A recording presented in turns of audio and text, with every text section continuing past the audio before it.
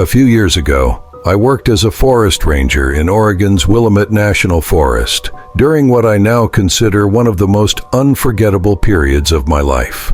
To be honest, if I hadn't seen it with my own eyes, I wouldn't believe Bigfoot was real.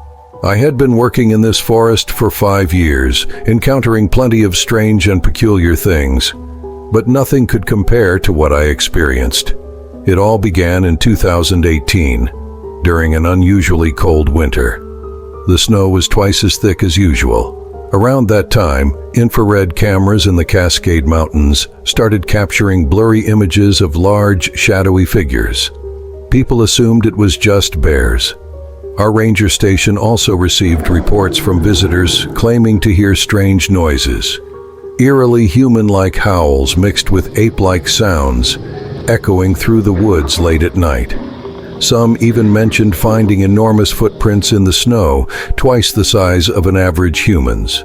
We dismissed these as overactive imaginations or pranks, but things started getting weirder.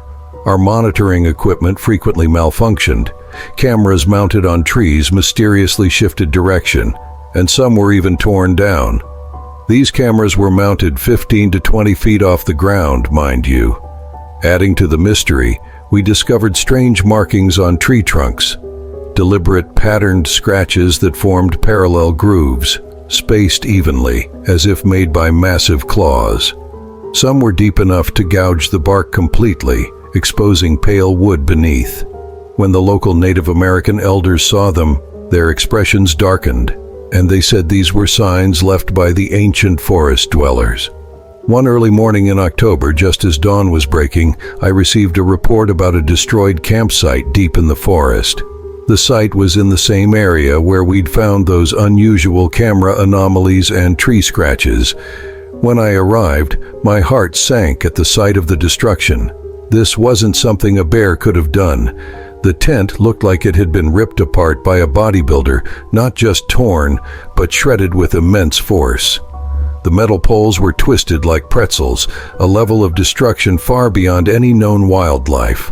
Around the site were huge footprints, the same ones visitors had described. Human-like but far larger, with a stride indicating a creature at least 7 feet tall. The prints had 5 toes, their shapes unnervingly precise. Scattered around the campsite were shredded food wrappers and camping gear. Oddly, it didn't look like an animal searching for food. The destruction felt deliberate, almost as if it were a warning.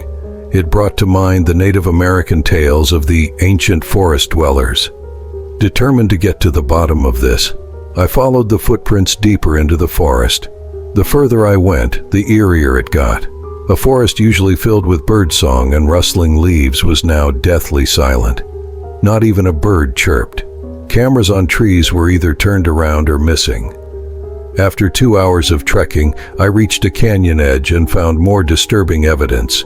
Tree branches as thick as my arm were snapped clean, and the bark was scored with deep claw marks similar to the tent damage. On the ground were massive piles of fresh droppings, far too large to belong to any known animal. As I crouched to inspect the marks, a loud thud came from behind me.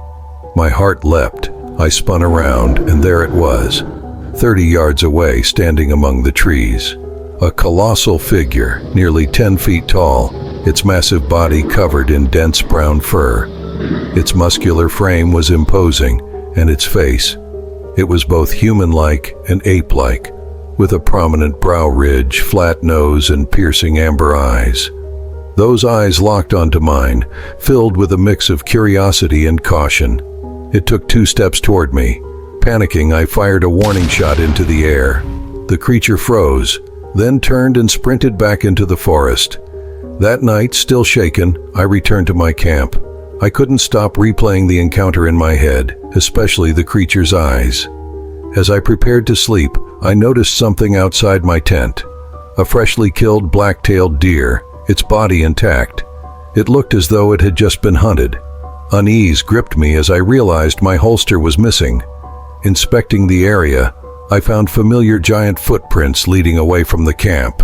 The creature had followed me, yet its actions weren't hostile. If anything, it seemed like an attempt to communicate or establish some kind of connection. Over the next few days, I found gifts outside my tent each morning. Freshly caught game, wild blackberries, clusters of red huckleberries, and mushrooms with intricate patterns on their caps that I'd never seen before. Each offering was neatly arranged. None of the food was toxic, which showed a surprising understanding of human needs. On the 7th day, I found my holster returned, filled with an assortment of fresh herbs. Some were types I'd never encountered in my years working in the forest. The way they were carefully categorized and laid out hinted at incredible intelligence. I began to realize this creature wasn't just trying to feed me. It was sharing its knowledge of the forest. About a month later, I stumbled upon something extraordinary during a patrol. In the middle of the forest, I found large branches arranged in an arrow shape, pointing toward a valley. It was too deliberate to be natural. Following the direction, I discovered a clearing with peeled branches, neatly stacked piles of berries and mushrooms, and even separated toxic and non-toxic plants. As I examined the area, the creature appeared again. This time, it crouched on the other side of the clearing, holding a stick. It began drawing on the ground, simple shapes like circles, triangles, and lines. Then it looked at me, waiting for my response. I picked up a stick and drew a square. The creature immediately copied me. This back and forth continued for nearly an hour. Its ability to understand and mimic was astonishing. At one point, it even sorted the berries into color-coded piles, marking each with unique symbols. Before leaving, it gestured toward the forest, as if urging me to return to safety before nightfall. Its actions showed not just intelligence but also concern for my well-being. Word of my experience quickly reached the state government and the FBI. A specialized team investigated the area, collecting hair samples and the herbs the creature had given me. DNA tests revealed that the hair didn't match any known primate species, while some of the herbs were identified as entirely new species with remarkable anti-inflammatory properties. The creature's gifts demonstrated an understanding of medicinal plants far beyond what we'd thought possible. For example, after I twisted my ankle, the next day's gift included anti-inflammatory herbs and leaves suitable for a poultice. The team also found intricate branch shelters, marked trees, and symbols carved into bark, evidence pointing to an intelligent species capable of survival in isolation. Despite the government's interest, I grew concerned for the creature's safety. Its cautious yet curious nature suggested it studied us as much as we studied it. To protect it, I advocated for the area's closure under the pretext of preserving rare plant species. I rarely share this story, not out of fear of ridicule, but because some mysteries are best left untouched.